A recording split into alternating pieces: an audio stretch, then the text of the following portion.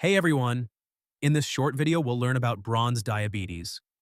Bronze diabetes isn't a new type of diabetes. It's hereditary hemochromatosis, a genetic iron overload disorder.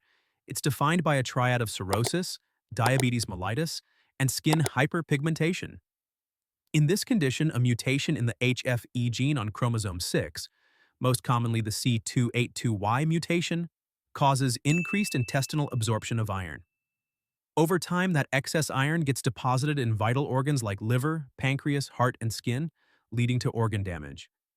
The liver becomes fibrotic and cirrhotic. The pancreas loses its beta cells, causing diabetes. And the skin turns dark due to melanin and iron deposition, giving the name bronze diabetes.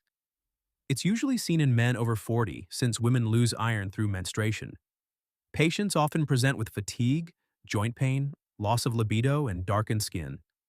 Diagnosis begins with high transferrin saturation more than 45% and elevated ferritin confirmed by HFE genetic testing.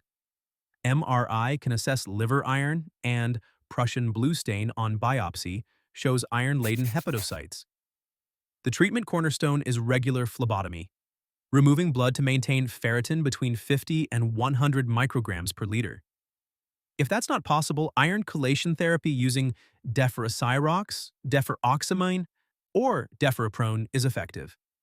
In advanced cases, liver transplant may be needed. Remember, bronze diabetes equals iron, liver, and pancreas destruction. Catch it early, treat it lifelong. This is the Why Medic. Subscribe for more high-yield topics.